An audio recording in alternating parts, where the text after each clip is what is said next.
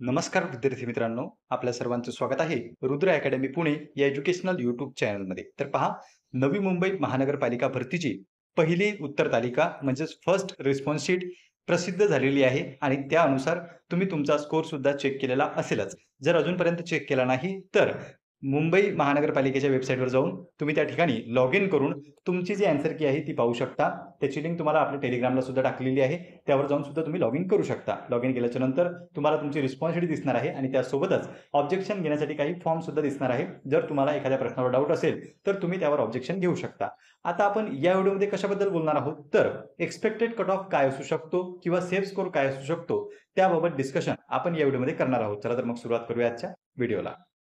तर पहा विद्यार्थी मित्रांनो, तुम्ही जर चॅनलवर पहिल्यांदा आलेले असाल तर चॅनलला सबस्क्राईब करून घ्या, जेणेकरून कोणतीही महत्त्वपूर्ण माहिती, नवीन अपडेट तुमच्याकडून मिस होणार नाही.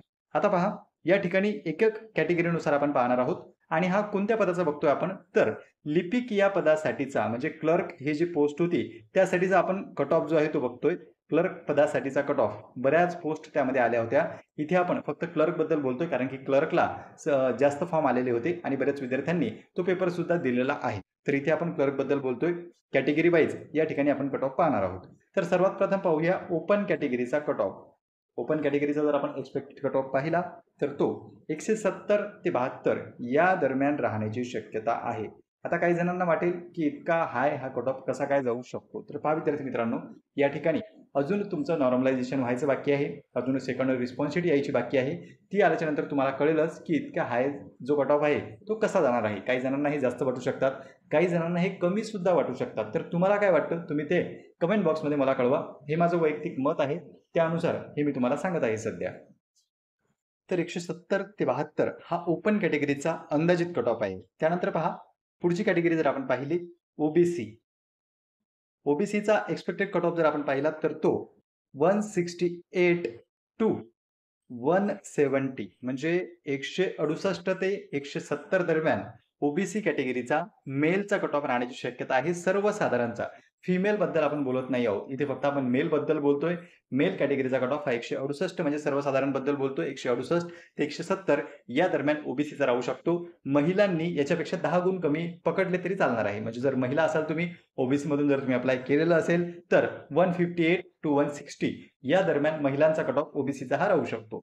त्यानंतर पहा, पुढील कॅटेगरी आपण सर्वसाधारणसाठीच बघतोय. त्यामुळे तुम्ही जे कॅटेगरीज आहेत, इतर स्पोर्ट पर्सन झालं, त्यानंतर जे समांतर आरक्षणाचा लाभ घेणाऱ्या कॅटेगरीज आहेत, मग त्यामध्ये प्रकल्पग्रस्त, भूकंपग्रस्त, माजी सैनिक, तर त्यांचा कट ऑफ हा फार कमी लागत असतो. त्यामुळे त्याचा आपण अंदाज घेऊ शकत नाही. किती उमेदवार परीक्षा देतात, त्या उमेदवारांना किती मार्क्स पडतात यावर ते डिपेंड असतं. कधी-कधी तर इव्हन कुठे-कुठे एक्स सर्व्हिसमॅनचे फॉर्म सुद्धा येत नाही. त्यामुळे त्या जागा इतर विद्यार्थ्यांसाठी किंवा सर्वसाधारणसाठी कन्व्हर्ट देखील कराव्या लागतात. तर अशा पद्धतीचं आहे. म्हणून त्याबद्दल आपण जास्त बोलणार नाही आहोत समांतर आरक्षणाबद्दल. इथे आपण सर्वसाधारणचा कट ऑफ सांगतोय. त्यानंतर पहा, पुढची कॅटेगरी आहे ती म्हणजे एस-सी-बी-सी.